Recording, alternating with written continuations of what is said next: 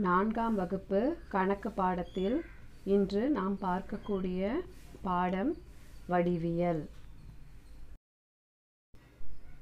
இரு பரிமாண வடிவங்கள். முந்தைய வகுப்புகளில் நம்ம பார்த்த வடிவங்கள் சதுரம், செவ்வகம், முக்கோணம், வட்டம், அரைவட்டம், ஐங்கோணம். இந்த பாடத்தில் நாம் புதிதாக தெரிந்து கொள்ளப் போகிற ஒரு வடிவம் நாற்கரம். நாற்கரம் என்பது 4 பக்கங்கள் கொண்டது மூடிய வடிவம். அதற்கு 4 பக்கங்கள் இருக்கும், 4 முனைகள் இருக்கும், 2 மூலைவிட்டங்கள் இருக்கும். அத்தகைய வடிவத்தை நாம் நாற்கரம் என்று குறிப்பிடுவோம். இந்த பாடத்தில் நாம் பார்க்க போகிற நாற்கரங்கள் சதுரம், செவ்வகம், சாய்சதுரம், இணைகரம். இது நம் அனைவருக்கும் தெரிந்த ஒரு வடிவம் சதுரம். இந்த சதுரத்திற்கு 4 பக்கங்கள் உள்ளன. PQ, QR, RS, SP. இவை 4ம் 4 பக்கங்கள். இது ஒரு மூடிய வடிவம். இதற்கு 4 முனைகள் உள்ளன, 2 மூலைவிட்டங்கள் உள்ளன. சதுரத்திற்கு 4 பக்கங்கள் சமமாக இருக்கும், 2 மூலைவிட்டங்களும் சமமாக இருக்கும். இதனால் நாம் சதுரத்தை ஒரு நாற்கரம் என்று கூறலாம். அடுத்து நாம் பார்க்கும் வடிவம் செவ்வகம். இதற்கு பக்கங்கள் WX, XY, YZ, ZW என்ற 4 பக்கங்கள் உள்ளன. இதில் WX என்ற பக்கமும் YZ என்ற பக்கமும் சமமாக இருக்கும். அதாவது எதிர் எதிர் பக்கங்கள் சமம். அதேபோல் XY என்ற பக்கமும் ZW என்ற பக்கமும் சமமாக இருக்கும். அதாவது செவ்வகத்திற்கு எதிரெதிர் பக்கங்கள் சமம். இந்த செவ்வகத்தில் WY என்ற மூலைவிட்டமும் XZ என்ற மூலைவிட்டமும் உள்ளன. அது அம்புக்குறிகளால் காட்டப்பட்டுள்ளது. செவ்வகத்தின் மூலைவிட்டங்கள் சமமாக இருக்கும். இது 4 பக்கங்கள் கொண்டது, 4 முனைகள் கொண்டது, ஒரு மூடிய வடிவம். அதனால் செவ்வகமும் ஒரு நாற்கரம். அடுத்ததாக நாம் பார்க்க போகிற வடிவம் சாய்சதுரம். இது பார்ப்பதற்கு சதுரம் போலவே இருக்கும். இதன் பக்கங்கள் LM, MN, NO, OL. இதன் 4 பக்கங்களும் சமமாக இருக்கும். இப்பொழுது அம்புக்குறிகளால் காட்டப்பட்டுள்ள OM, LN இரண்டும் இந்த சாய்சதுரத்தின் மூலைவிட்டங்கள். இந்த மூலைவிட்டங்கள் சமமாக இருக்காது. இதுவே சதுரத்திற்கும் சாய்சதுரத்திற்கும் உள்ள வேறுபாடு. சதுரத்திற்கு மூலைவிட்டங்கள் சமமாக இருக்கும், ஆனால் சாய்சதுரத்திற்கு மூலைவிட்டங்கள் சமமாக இருக்காது. சாய்சதுரத்திற்கு 4 பக்கங்கள் உள்ளன, 4 முனைகள் உள்ளன. இது ஒரு மூடிய வடிவமாக இருப்பதால் சாய்சதுரமும் ஒரு நாற்கரம். அடுத்ததாக நாம் பார்க்கும் வடிவம் இணைகரம். இந்த இணைகரத்திற்கு 4 பக்கங்கள் உள்ளன. EF, FG, GH, HE. இந்த 4 பக்கங்களில் எதிரெதிர் பக்கங்கள் இதற்கு சமமாக இருக்கும். இந்த பக்கங்கள் இணையாக செல்லும். EF என்ற பக்கம் HG என்ற பக்கத்திற்கு இணையாக செல்லும். அதேபோல் FG என்ற பக்கம் HE என்ற பக்கத்திற்கு இணையாக செல்லும். அதனால் இதன் பெயர் இணைகரம். இந்த இணைகரத்திற்கு 2 மூலைவிட்டங்கள் உள்ளன. EG என்பது ஒரு மூலைவிட்டம், FH என்பது ஒரு மூலைவிட்டம். இது அம்புக்குறிகளால் காட்டப்பட்டுள்ளது. இந்த மூலைவிட்டங்கள் சமமாக இருக்காது. இணைகரத்திற்கு 4 பக்கங்கள் உள்ளன, 4 முனைகள் உள்ளன. இது ஒரு மூடிய வடிவமாக இருக்கிறது. அதனால் இணைகரமும் ஒரு நாற்கரம். அடுத்ததாக நம் வட்டத்தின் மையம், ஆரம், விட்டம் ஆகியவற்றை பற்றி தெரிந்து கொள்ளப் போகிறோம்.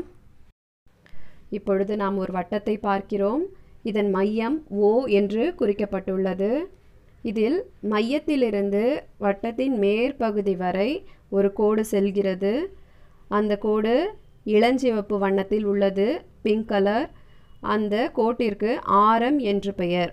அதாவது வட்டத்தின் மையத்திலிருந்து அதன் மேற்பகுதி வரை செல்லக்கூடிய கோடு ஆரம் எனப்படும். அடுத்ததாக நாம் தெரிந்து கொள்ளப் போவது விட்டம். இந்த படத்தில் நீல வண்ணத்தில் ஒரு கோடு செல்கிறது வட்டத்தின் மையம் வழியாக. அந்த கோட்டிற்கு விட்டம் என்று பெயர். அதாவது வட்டத்தின் மேற்பகுதியிலிருந்து மையம் வழியாக அதன் அடுத்த மேற்பகுதியை அடையக்கூடிய மிகப்பெரிய கோட்டிற்கு விட்டம் என்று பெயர். பொதுவாக விட்டம் என்பது ஆரத்தின் 2 மடங்கு. அதாவது ஒரு வட்டத்திற்கு ஆரம் 5 சென்டிமீட்டராக இருந்தால் அதன் விட்டம் 10 சென்டிமீட்டராக இருக்கும். அதாவது 2 மடங்கு விட்டம் இருக்கும். இதை நாம் ஒரு கணக்கு மூலம் இப்பொழுது தெரிந்து கொள்ளப் போகிறோம். வட்டத்தின் விட்டம் காணுதல். இந்த கணக்கில் வட்டத்தின் விட்டம் கண்டுபிடிக்க போகிறோம். இந்த முதல் கணக்கில் ஆரம் 5 சென்டிமீட்டர் அப்படின்னு கொடுத்துருக்காங்க. இதற்கு எப்படி விடை காணுவது அப்படின்னு இப்போ பார்க்கலாம். ஃபஸ்ட்டு ஃபார்முலா எழுதிக்கணும். விட்டம் என்பது 2 பெருக்கல் ஆரம். விட்டம் என்பது 2 பெருக்கல் ஆரம். இப்போ கணக்கில் 5 சென்டிமீட்டர்னு கொடுத்துருக்காங்க. அதனால் நம்ம 2 கூட 5 சென்டிமீட்டரை பெருக்க போகிறோம். 2 பெருக்கல் 5 10 சென்டிமீட்டர். இந்த சென்டிமீட்டர்ன்றது கண்டிப்பாக எழுதணும். திரும்ப விடை எப்படி எழுதலான்னு பார்க்கலாம். விட்டம் 10 சென்டிமீட்டர். இப்பொழுது அடுத்த கணக்கு, இரண்டாவது கணக்கில் பாருங்கள். ஆரம் 8 சென்டிமீட்டர்னு கொடுத்துருக்காங்க. விடைன்னு எழுதிட்டு அந்த ஃபார்முலா எழுதுங்க. விட்டம் என்பது 2 பெருக்கல் ஆரம். இப்போ கொடுக்கப்பட்ட ஆரத்தை நம்ம 2ஆல் பெருக்க போகிறோம். 2 பெருக்கல் 8 சென்டிமீட்டர். 8 சென்டிமீட்டரை பெருக்கினா என்ன கிடைக்கும்? 2 கூட 16 சென்டிமீட்டர். இப்போ விடை எடுத்து எழுதணும். விடை விட்டம் என்பது 16 சென்டிமீட்டர். அடுத்ததாக நாம் வட்டத்தின் ஆரம் எப்படி கண்டுபிடிக்கலான்னு பார்க்கலாம். வட்டத்தின் ஆரம் கண்டுபிடிக்க போகிறோம்.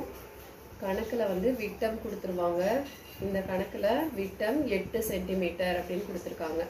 நமக்கு தெரியும் விட்டத்தோட பாதி தான் ஆரம். அதாவது கொடுக்கப்பட்ட விட்டத்தை 2ஆல் வகுத்தோம்னா நமக்கு ஆரம் கிடைத்துவிடும்.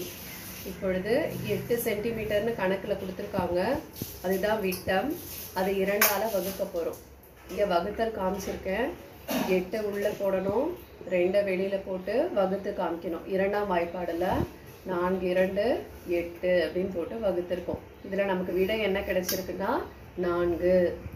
4 சென்டிமீட்டர் என்பது கிடைத்த விடை. இதுதான் ஆரம். விடையை எடுத்து எழுதணும். ஆரம் 4 சென்டிமீட்டர். இதே மாதிரி இன்னொரு கணக்கு பார்க்க போகிறோம். இந்த கணக்கில் விட்டம் 12 சென்டிமீட்டர்னு கொடுத்துருக்காங்க. விட்டத்தோட பாதி அளவு தான் ஆரம்.